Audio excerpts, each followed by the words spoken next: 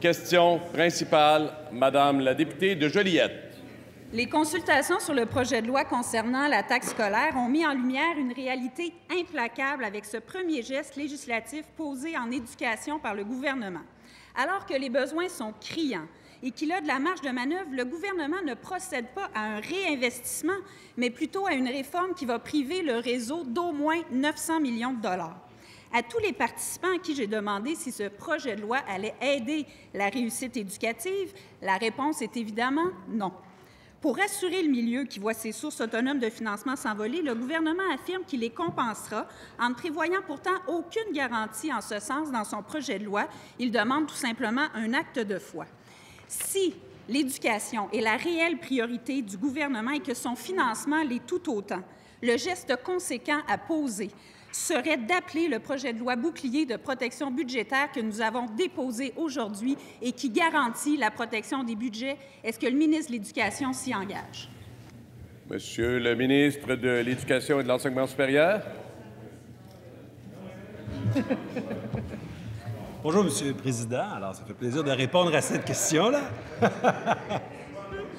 Écoutez, je comprends ma collègue députée de Joliette de s'inquiéter pour le financement de l'éducation parce que la dernière fois qu'ils ont été aux affaires, il me semble qu'ils étaient au cabinet des ministres, ils ont coupé en éducation.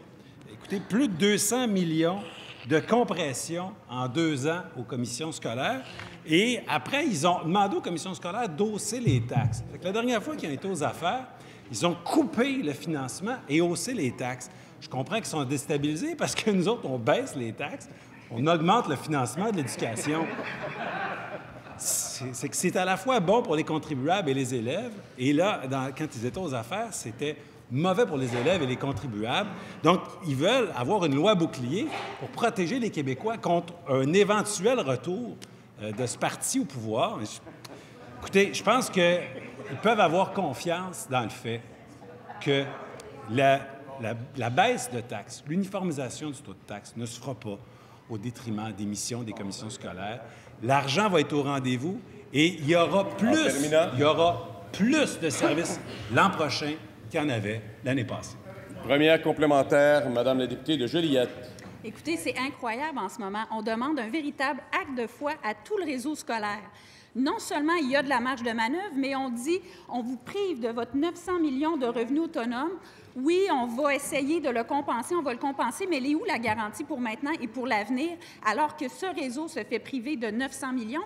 Et par ailleurs, l'inquiétude, elle est double. Si ce 900 millions s'en va pour une compensation de baisse de taxes, où il est l'argent pour continuer à financer les besoins urgents de nos élèves, de nos enfants, de nos écoles? Monsieur le ministre des Finances. Monsieur le ministre des Finances, la réponse vous appartient.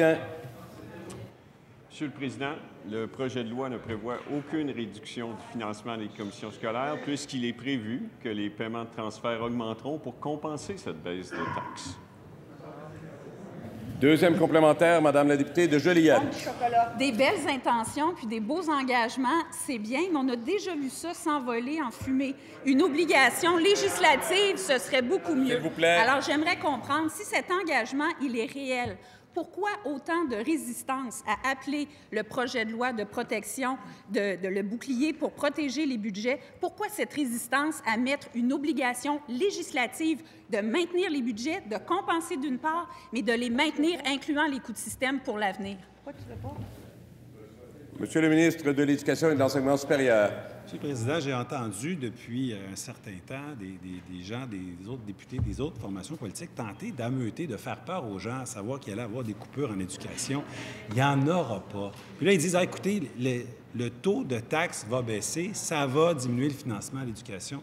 Ça n'arrivera pas. C'est pas parce qu'on dit quelque chose qui n'est pas vrai 50 fois, 100 fois, 1000 fois que ça devient vrai, Monsieur le Président.